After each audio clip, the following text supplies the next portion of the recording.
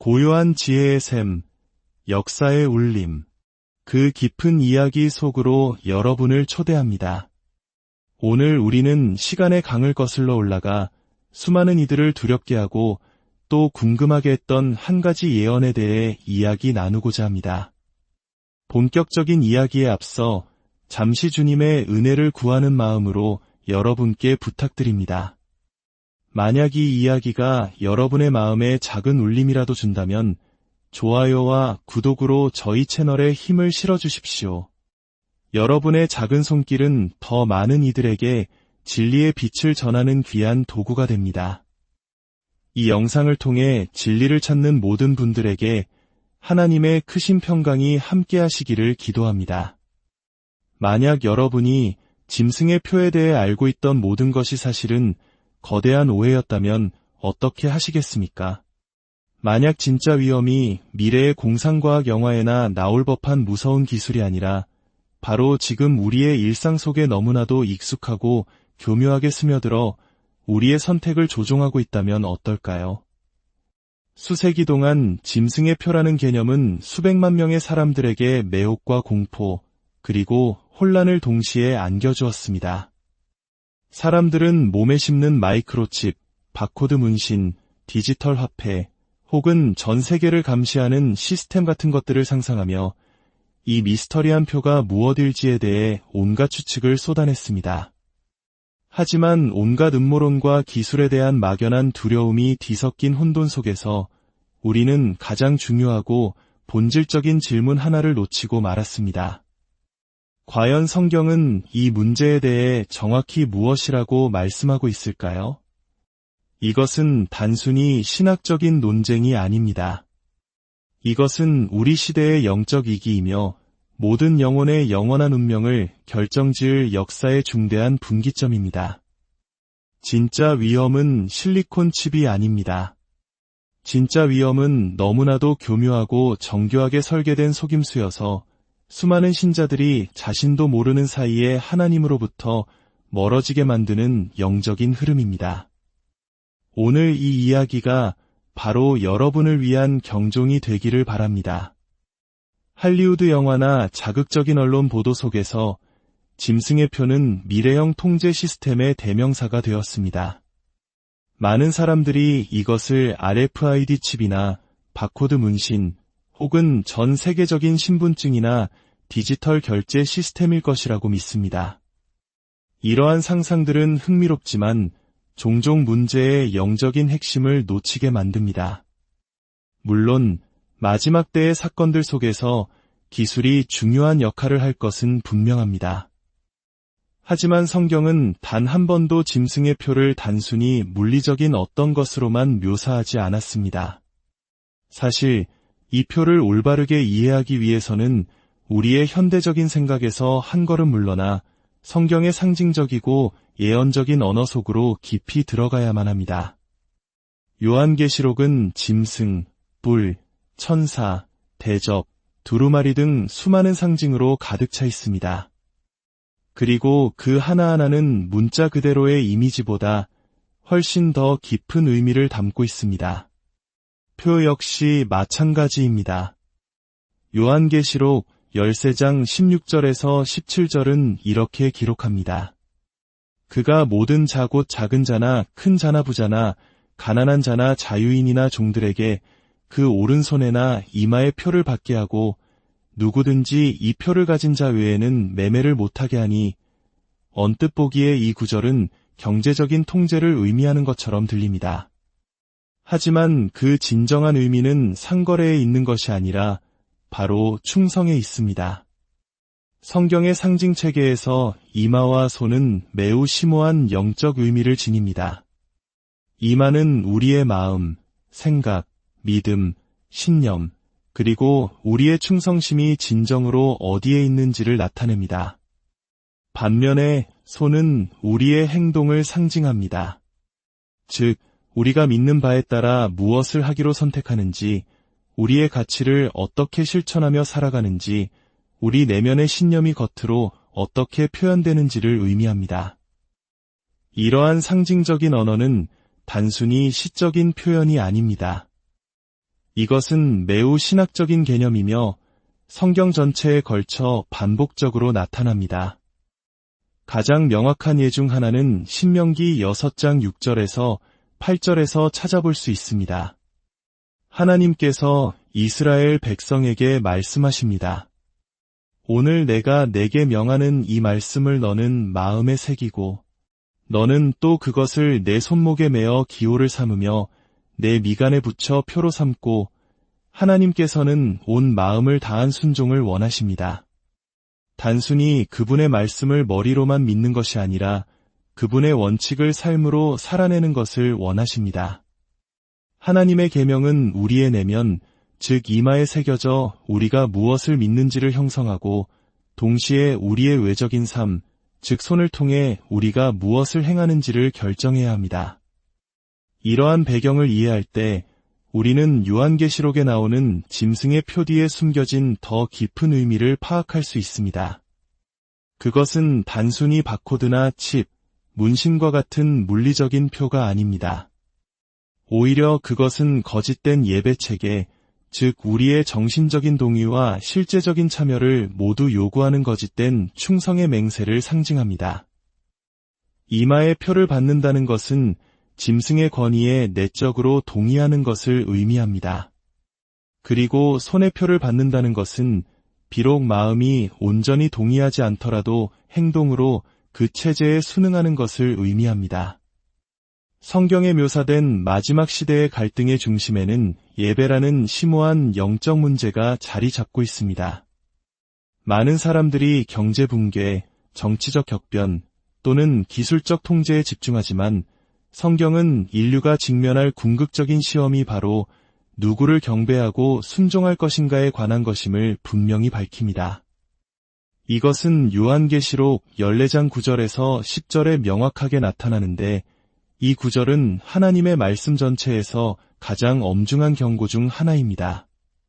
만일 누구든지 짐승과 그의 우상에게 경배하고 이마에나 손에 표를 받으면 그도 하나님의 진노의 포도주를 마시리니 그 진노의 잔에 섞인 것이 없이 부은 포도주라. 이 경고는 칩이나 화폐, 정부 정책에 대한 위협으로 시작하지 않습니다. 바로 경배라는 단어로 시작합니다. 이것은 진정으로 무엇이 중요한지를 우리에게 알려줍니다. 문제는 단순히 외적인 수능이나 눈에 보이는 표식이 아닙니다. 문제는 마음의 충성, 의지의 굴복, 그리고 우리가 궁극적으로 누구를 섬길 것인지에 대해 매일 내리는 결정에 관한 것입니다. 이 마지막 위기 속에서 인류는 하나님의 계명을 따를 것인가, 아니면 인간의 전통에 굴복할 것인가 하는 명확한 선택에 직면하게 될 것입니다. 이것은 모호하고 추상적인 결정이 아닙니다. 이것은 지극히 현실적인 문제입니다. 여러분은 하나님의 안식일을 존중하시겠습니까? 아니면 인간의 권위가 세운 거짓된 예배의 날을 받아들이시겠습니까? 그것이 여러분의 편에 안락함 또는 사회적 인정을 포기하는 대가를 치르게 하더라도 순종하시겠습니까? 짐승의 체제는 안전, 통합, 번영, 그리고 평화를 약속할 것입니다.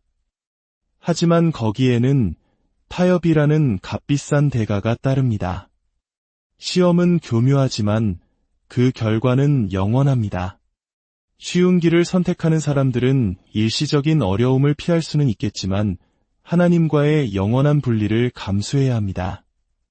반면에 비록 힘들더라도 순종 안에 굳게 서는 사람들은 그분의 신실한 자들로 영원히 인치심을 받을 것입니다.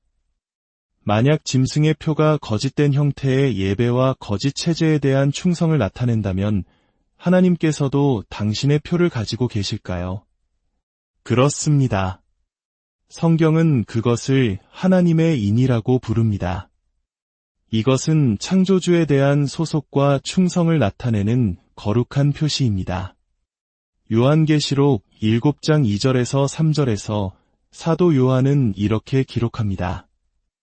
또 봄에 다른 천사가 살아계신 하나님의 인을 가지고 해 돋는 대로부터 올라와서 큰 소리로 외쳐 이르되 우리가 우리 하나님의 종들의 이마에 인치기까지 땅이나 바다나 나무들을 해하지 말라 하더라. 이 이는 짐승의 표처럼 이마에 찍힙니다. 이는 다시 한번 그것이 마음과 믿음, 신념의 영역에 속한 것임을 가리킵니다. 하지만 강압과 압력을 통해 시행될 짐승의 표와는 달리 하나님의 이는 오직 그것을 자유롭게 선택하는 자들에게만 주어집니다. 결코 강요되지 않습니다. 그것은 형벌에 대한 두려움이 아니라 기쁨으로 드리는 순종과 진심 어린 헌신의 뿌리를 둔 믿는 자와 하나님 사이의 사랑이 넘치는 자발적인 관계의 상징입니다. 그렇다면 이 이는 정확히 무엇일까요? 성경에 따르면 하나님의 이는 그분의 계명 속에서 발견됩니다. 특히 그분이 누구이시며 그분의 권위가 어디에 근거하며 왜 우리가 그분을 경배해야 하는지를 명확히 밝히는 계명 안에 있습니다. 바로 안식일에 관한 네 번째 계명입니다. 출애굽기 20장 8절에서 11절에서 하나님은 말씀하십니다. 안식일을 기억하여 거룩하게 지키라. 이는 엿새 동안에 나 여호와가 하늘과 땅과 바다와 그 가운데 모든 것을 만들고 일곱째 날에 쉬었음이라. 이 계명은 시간과 예배를 직접적으로 다루고 하나님을 창조주로 명시하기 때문에 독특합니다. 안식일은 하나님의 표징이며 그분의 능력과 권위, 그리고 당신의 백성과의 관계를 매주 상기시켜주는 기념일입니다. 그러므로 그분의 인을 받는다는 것은 그분의 뜻에 따라 순종하고 믿음으로 드리는 예배를 통해 그분을 주로 인정하는 것을 의미합니다. 10계명 중에서 기억하라는 말로 시작하는 계명은 단 하나뿐입니다. 안식일을 기억하여 거룩히 지키라. 이 계명은 단순히 쉬는 것에 관한 것이 아닙니다. 그것은 하나님을 창조주로 인정하는 것에 관한 것입니다. 그것은 그분과 그분의 백성 사이에 맺은 언약에 대한 그분의 서명이며 그분의 권위의 표징입니다. 그러나 이것은 수세기에 걸쳐 종교적, 정치적 권력에 의해 체계적으로 변경된 바로 그 계명입니다. 기독교 세계의 대부분은 일곱째 날 안식일 대신 하나님이 아니라 사람에 의해 변경된 일요일을 지키고 있습니다. 다니엘 7장 25절은 이러한 변화를 예언했습니다. 그가 또 때와 법을 고치고자 할 것이며 시간과 관련된 계명은 안식일 외에는 없으며 이토록 널리 무시된 계명도 없습니다. 사탄은 하나님의 진리를 단번에 파괴할 수 없다는 것을 압니다. 그래서 그는 언제나 그랬듯이 그것을 교묘하게 위조합니다. 마지막 시험은 요란한 사이렌 소리나 극적인 최후 통첩과 함께 오지 않을 것입니다. 그것은 법률, 사회적 기대, 그리고 영적 우선순위의 미묘한 변화를 통해 조용히 다가올 것입니다. 처음에는 정부의 명령이나 공중보건정책, 새로운 디지털 신분증 시스템처럼 무해해 보일 수 있습니다. 그러다 경제적 압박이 가중됩니다. 기본적인 생활 필수품을 구하는 것이 수능 여부에 달리게 됩니다. 결국 전 세계는 인간의 권위에 대한 순종이 하나님에 대한 순종을 대체하는 시스템에 휩쓸리게 될 것입니다. 예수님께서는 우리에게 경고하셨습니다. 한 사람이 두 주인을 섬기지 못할 것이니 너희가 하나님과 재물을 겸하여 섬기지 못하느니라. 사도 바울도 같은 맥락에서 말했습니다. 돈을 사랑함이 일만 악의 뿌리가 되나니 사탄은 많은 사람들을 굳이 반역으로 내몰 필요가 없습니다. 그는 그저 안락함, 편리함, 그리고 생존이라는 미끼로 그들을 유혹할 것입니다. 마지막 시대의 최종 선택은 극적인 영화의 한 장면처럼 펼쳐지지 않을 것입니다. 마이크로칩과 성경책 사이에서 하나를 강제로 골라야 하는 그런 명백한 순간이 아닐 것입니다. 대신 그것은 훨씬 더 교묘하게 일상의 결정들 속에 짜여 들어갈 것입니다. 번쩍이는 경고판도 불길한 배경음악도 없을 것입니다. 그저 조용하지만 깊은 영적인 시험만이 존재할 뿐입니다. 그리고 그 시험은 하나의 심오한 질문을 던질 것입니다. 당신은 당신의 직업, 안락함, 심지어 생명을 잃게 되더라도 하나님께 순종하겠는가? 이 선택은 한 번의 거창한 순간에 이루어지는 것이 아니라 겉보기에는 사소해 보이는 일련의 결정들을 통해 이루어질 것입니다. 그리고 그 결정 하나하나가 당신의 진정한 충성심이 어디에 있는지를 드러낼 것입니다. 결국 진정한 충성의 표는 피부에 새겨진 외적인 것이 아닐 것입니다. 그것은 당신의 신념, 즉 당신 마음속 깊이 믿는 것과 당신의 행실, 즉 그 믿음을 행동으로 어떻게 살아내는가에서 발견될 것입니다. 순종이냐 타협이냐, 진리냐 편이냐, 하나님이냐 세상이냐. 비극적인 현실은 수백만 명의 사람들이 자신도 모르는 사이에 짐승의 표를 받게 될 것이라는 점입니다. 그들이 의식적으로 하나님을 거부해서가 아닙니다. 그들이 사랑하는 것들, 즉 안전, 지위, 재정적 안정, 그리고 타인의 인정을 포기할 의지가 없기 때문입니다. 세상에 대한 그들의 사랑이 진리에 대한 사랑을 압도할 것입니다. 그들은 폭력이 아니라 안락함과 평화라는 환상에 속게 될 것입니다. 예수님은 아무도 두 주인을 섬길 수 없다고 경고하셨습니다. 마지막 갈등의 핵심에는 이 진리가 있습니다. 당신의 선택이 당신의 경배 대상을 드러낼 것입니다. 세상은 굴복의 대가로 안전을 제공할 것입니다. 그러나 하나님을 따르기로 선택한 사람들은 영원한 생명이 일시적인 안락함보다 훨씬 더 가치가 있다는 것을 믿으며 홀로 설 준비가 되어 있어야 합니다. 광범위한 속임수와 영적 타협 속에서도 성경은 강력한 확신을 줍니다. 신실한 남은 자들이 굳건히 서 있을 것이라고 말입니다. 이들은 단순히 이름만 신자가 아닙니다. 그들은 용기와 신념으로 자신들의 믿음을 살아내는 사람들입니다. 요한계시록 14장 12절은 그들을 이렇게 심오하게 묘사합니다. 성도들의 인내가 여기 있나니 그들은 하나님의 계명과 예수에 대한 믿음을 지키는 자니라. 이 구절은 그들의 인내와 순종을 모두 담고 있습니다. 그들은 편의나 사회적 인정 때문에 하나님을 따르는 것이 아니라 진리를 위해 서는 것이 어려움과 상실을 가져올 때조차도 그분의 말씀에 신뢰의 닻을 내렸기 때문에 따릅니다. 그들의 믿음은 단순한 신념을 넘어섭니다. 그것은 순종으로 증명됩니다. 세속적인 세상이 끊임없이 타협하라고 유혹하는 속에서도 하나님의 계명을 지키려는 매일의 선택으로 나타납니다. 그들을 지탱하는 것은 인간적인 힘이 아니라 하나님의 약속에 대한 깊고 흔들림 없는 확신입니다. 세상이 순응하는 자들에게 안락함, 부, 그리고 인정을 약속하는 동안 이 신실한 무리는 일시적인 것 너머를 봅니다. 그들은 영원한 것이 위태롭다는 것을 압니다. 그들은 두려움에 이끌리거나 다수의 압력에 굴하지 않습니다. 대신 그들의 힘은 그리스도와의 관계에 있습니다. 그들은 성령과 동행하며 그들의 소망은 오직 하나님만이 주실 수 있는 영원한 상급에 굳게 매여 있습니다. 그들은 어떤 세상적인 이득도 만왕의 왕 앞에서 신실하다고 인정받는 기쁨과 비교할 수 없다는 것을 이해합니다. 시련, 거절, 심지어 박해의 직면에서도 그들은 굳건히 서 있습니다. 그것이 쉽기 때문이 아니라 그들이 섬기는 분이 그럴 가치가 있다는 것을 알기 때문입니다.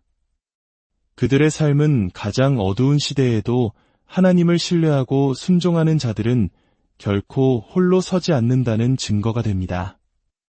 성경 전체에서 가장 정신이 번쩍 들게 하는 경고 중 하나는 요한계시록 14장 9절에서 10절에 나옵니다.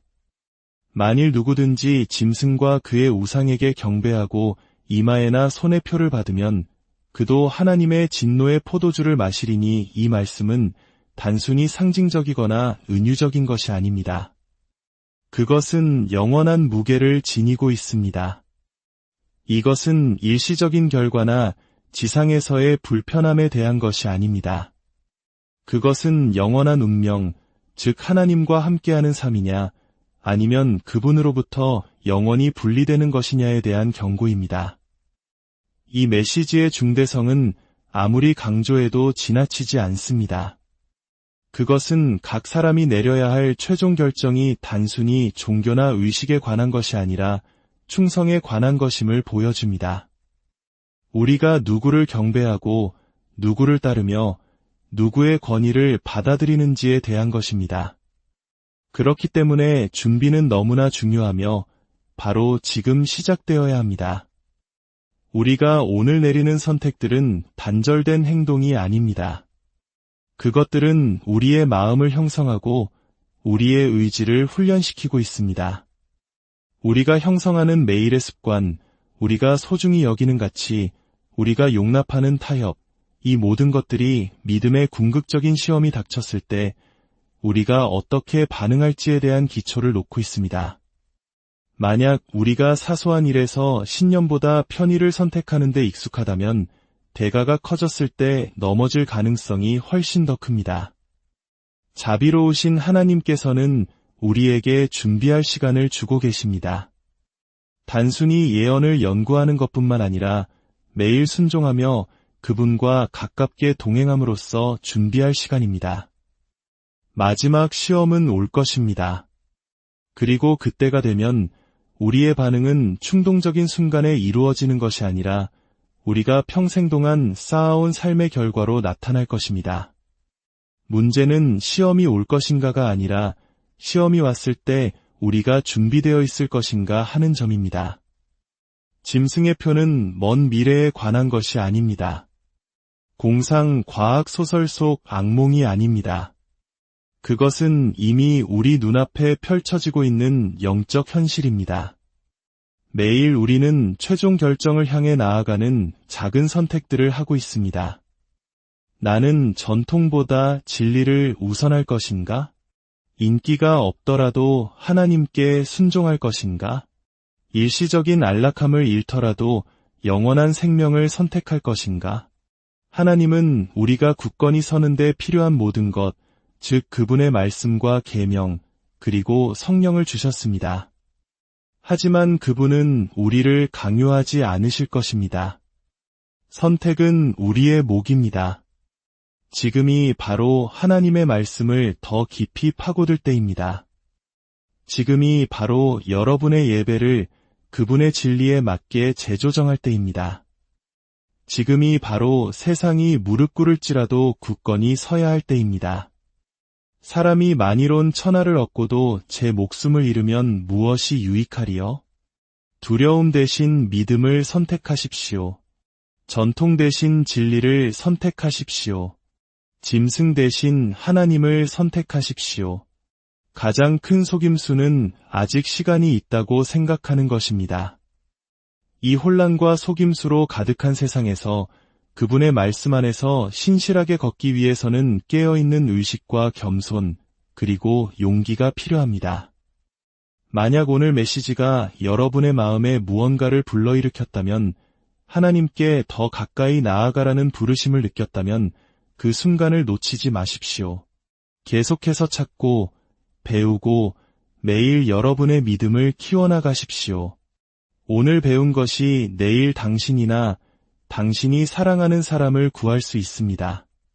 하나님께서 당신을 축복하시고 인도하시며 당신의 여정의 모든 걸음에서 당신을 강건하게 지켜주시기를 기도합니다. 세상 사람들이 최신 유행을 좇으며 춤추고 논쟁하는 동안 훨씬 더 심각한 무언가가 수면 아래에서 조용히 뿌리내리고 있습니다. 세상이 엔터테인먼트, 기술, 그리고 개인적인 성공의 추구에 집중하는 동안 훨씬 더 중요한 무언가가 배경에서 조용히 펼쳐지고 있습니다.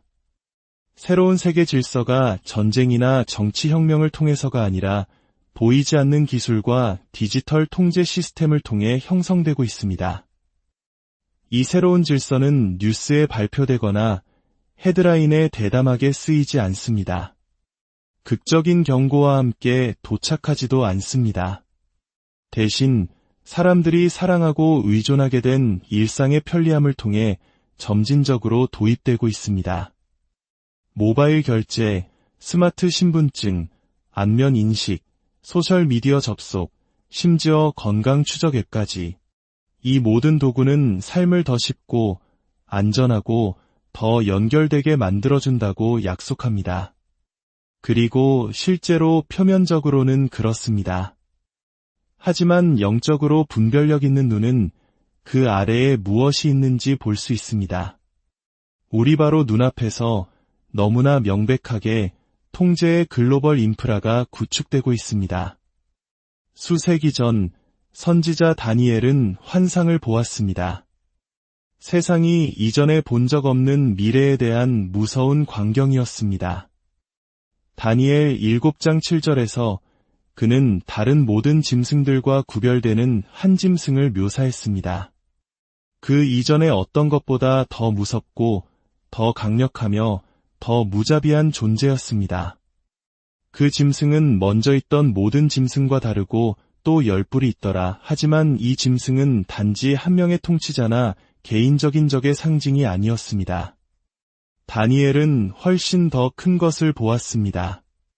얼굴도 동정심도 한계도 없는 시스템, 즉 구조였습니다. 그것은 군대와 칼이 아니라 지배와 통제, 그리고 끊임없는 압력을 통해 땅을 삼키고 나라들을 짓밟고 하나님의 성도들을 지치게 할 것이었습니다. 그리고 오늘 우리 세상에서 펼쳐지고 있는 일을 자세히 살펴보면 다니엘의 환상은 더 이상 그렇게 멀게 느껴지지 않습니다. 우리는 바로 그 시스템이 벽돌과 쇠가 아니라 데이터, 인공지능, 알고리즘, 그리고 글로벌 감시망으로 구축되는 것을 목격하고 있습니다. 개인적인 관계나 인간적인 이해가 아니라 인공지능이 주도하는 결정, 자동화된 모니터링, 그리고 모든 움직임, 모든 구매, 모든 말을 추적하는 생체인식 스캐닝에 의해 점점 더 통치되는 세상입니다. 특히 그 저항이 성경적 믿음과 흔들리지 않는 신념의 뿌리를 두고 있을 때 수능을 보상하고 저항을 처벌하는 시스템이 지금 개발되고 있습니다. 한 기독교인 소프트웨어 엔지니어가 비슷한 기술에 대해 작업한 후 오싹하게 말했듯이 시스템은 당신의 마음에 관심이 없습니다. 그저 통제를 원할 뿐입니다. 그 말은 이 새로운 세상의 현실을 완벽하게 포착합니다. 그것은 사랑에 관한 것이 아닙니다. 진실에 관한 것이 아닙니다. 정의에 관한 것이 아닙니다. 그것은 당신이 무엇을 하고 무엇을 믿으며 궁극적으로 누구를 경배하는지에 대한 완전한 통제에 관한 것입니다. 실수하지 마십시오. 짐승의 표는 단지 물리적인 도구나 기술의 일부 그 이상입니다. 그 핵심에는 영적인 선언이 있습니다. 그것은 궁극적인 충성의 상징입니다. 사실 그것은 하나님께서 이미 당신의 백성에게 주신 것, 즉 성령의 인에 대한 사탄의 위조 버전입니다. 에베소서 1장 13절은 우리에게 이렇게 말합니다. 그 안에서 너희도 진리의 말씀 곧 너희의 구원의 복음을 듣고 그 안에서 또한 믿어 약속의 성령으로 인치심을 받았으니 이것이 아름다운 진리입니다. 그리스도 안에 있는 모든 신자는 이미 세상 시스템이 아니라 하나님 자신의 임재로 인치심을 받았습니다. 그 이는 소유권, 정체성, 보호, 그리고 예수님께 영원히 속해 있음을 말해줍니다. 그러나 요한계시록에 묘사된 표는 그것과 정면으로 반대됩니다. 짐승의 표는 단순히 사원이나 교회 안에서의 경배를 요구하지 않을 것입니다. 그것은 일상생활을 통해, 타협을 통해, 침묵을 통해, 그리고 하나님 없는 시스템에 대한 순응을 통해 경배를 요구할 것입니다. 그것은 제단에 절하는 것이 아니라 진리가 더 이상 당신의 삶을 형성하지 않고 두려움이나 편의가 그렇게 할 때까지 조금씩 굴복하는 것입니다. 그렇다면 우리는 그러한 세상에서 어떻게 설 준비를 할 수 있을까요? 첫째, 영적인 훈련으로 돌아가십시오. 지금은 그 어느 때보다 더 깊이 들어갈 때입니다. 기도, 금식, 예배, 그리고 하나님의 말씀을 연구하는 것은 더 이상 좋은 습관이 아닙니다. 그것들은 영적인 생존 도구입니다. 그것들은 분별력을 강화하고 하나님에 대한 당신의 신뢰를 깊게 하며 당신의 마음을 하늘과 일치시킵니다. 둘째, 디지털 분별력을 개발하십시오. 당신의 삶에 무엇을 환영할지 현명하게 대처하십시오. 앱을 다운로드하거나 디지털 아이디에 등록하거나 새로운 기술에 동의하기 전에 기도하십시오. 성령께서 사소한 일에서도 당신의 선택을 인도하시도록 구하십시오. 편리한 모든 것이 영적으로 안전한 것은 아닙니다. 셋째, 압력에 대비하십시오. 앞으로의 시대의 믿음은 대가를 치를 것입니다. 그것은 당신의 생명을 앗아가지 않을 수도 있지만 당신의 직업, 수입, 명성 또는 세상이 필요하다고 말하는 시스템에 대한 접근을 앗아갈 수 있습니다. 넷째, 강한 공동체를 구축하십시오. 당신은 결코 혼자 서도록 만들어지지 않았습니다. 고립은 믿음을 약화시키지만 경건한 공동체는 그것을 강화합니다. 깨어있고 경계하며 진리 안에서 담대한 신자들로 자신을 둘러싸십시오. 타협에 맞서 함께 더 강하게 설 수 있기 때문에 매일 서로를 격려하십시오. 지금은 완전히 깨어있고 완전히 굴복하며 비용에 상관없이 그리스도께 완전히 헌신해야 할 시간입니다. 모두가 무릎 꿇지는 않을 것입니다. 모두가 굴복하지는 않을 것입니다. 세상이 통제, 타협, 그리고 편의에 기반한 시스템으로 돌진하는 동안에도 남은 자들이 일어나고 있습니다. 구별된 백성, 안락함이나 안전을 위해 예수님에 대한 믿음을 팔지 않을 백성, 어떤 대가를 치르더라도 짐승의 표를 받지 않을 백성. 만약 당신이 여기까지 저와 함께했다면 어쩌면 당신은 그 남은 자들의 일부일지도 모릅니다. 오늘 저는 당신이 당신의 마음속에서, 당신의 가정에서, 그리고 바로 여기 댓글에서도 담대하게 선언하기를 초대합니다. 나는 성령으로 인치심을 받았습니다. 나는 짐승의 표를 받지 않을 것입니다. 이 말들이 단지 댓글이 아니라 헌신이 되게 하십시오. 미지근한 믿음은 다가올 날들을 견디지 못할 것입니다. 선택의 시간은 바로 지금이며 설 시간은 바로 오늘입니다. 이 메시지가 여러분의 영혼 깊은 곳에 무언가를 불러일으켰다면 혼자만 간직하지 마십시오. 하나님의 말씀의 진리는 숨겨져서는 안 됩니다. 나누어져야 합니다. 특히 많은 사람들이 희망과 명확성, 그리고 방향을 찾고 있는 이 시대에는 더욱 그렇습니다. 이 채널을 구독하여 건전한 성경적 가르침의 뿌리를 내리고 진리 안에서 계속 성장하십시오. 이 영상을 친구, 가족, 그리고 공동체와 공유하십시오. 오늘 이 말을 들어야 할 사람이 누구일지 모릅니다. 마지막으로 주 예수 그리스도의 은혜와 하나님 아버지의 무한하신 사랑이 이 말씀을 듣는 모든 분들과 함께 하시기